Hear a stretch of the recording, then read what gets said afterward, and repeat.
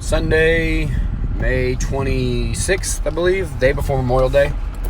I'm going to Braum's to get some ice cream because that's what I want.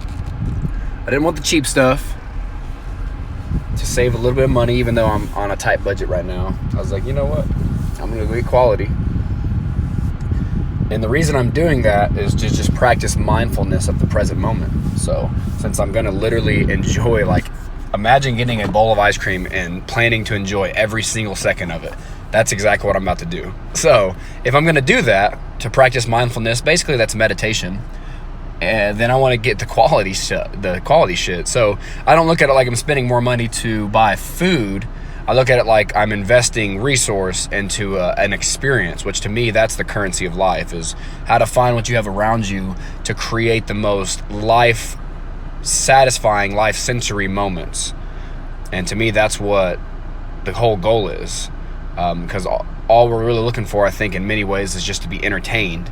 So we either do that by playing a character in our own lives, we play house, we play relationships with other people, we play boss, we play worker, we play judge, we play critic, we play Christian, we play sports, athlete, we play superstar, we play president, we play all these different roles to keep us really entertained. That's really what we're doing, because we're building a society, and we just keep going because we're never satisfied enough, because we're trying to fill a void using the wrong mechanisms. So it never ends, and we just go back for another hit.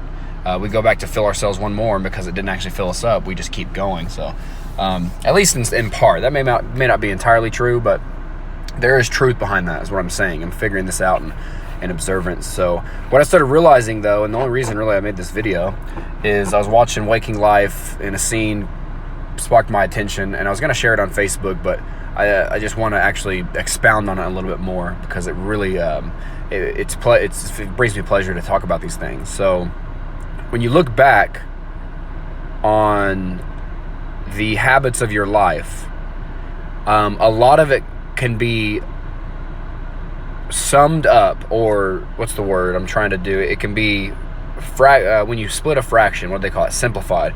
It can be simplified down almost entirely to what you believed about yourself when you were doing that. So at certain parts of your life, you can look back and say, like, well, in third grade, I was playing this character because I believed this about myself. Or when I was 21, I was playing this character because I believed this about myself. And that's where our ego comes involved. And that's why so many people are very competitive and snooty, because they were taught at a young age that you get rewarded when you do better than other people. And there was this expectation given, which I don't think is necessarily right or wrong, but I do think it plays an effect in how our minds think. But it set this standard that you have to reach, so it put us in motion to always do more and do better. That our being at that moment was not good enough. It's not enough that you were born and that you exist. Now you have to actually make something of yourself. Do you see where that goes? So think back about those things. Like when I was a Christian, I would do things that I believed a good Christian would do, because that was the image I was testing out. And that was the one I kept for the longest time. That's why when I left and I basically shed that layer of my skin, and when I evolved it into the next season, it was very aggressive. It was a very aggressive transition, because I was mad, I was hurt, I felt I was deceived, but really it was just me finding my way through life, me grinding my way out, just like birth. It's like birthing pains. So nature has a great way of giving us a preliminary view of what's going to continue to go on in our life.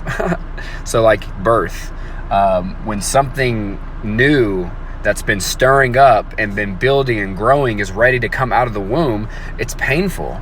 So I was ready to come out of that ideology of Christianity that I'd really embedded my roots into, and it was really painful to get out of that, but I evolved out like a caterpillar into a butterfly. So we're at 4:30 seconds. So basically, look back at what you believe about yourself, because that will be a very good indicator of why you do what you do. And you can figure out if you're pretending your way through life or if you're doing what you actually want to do.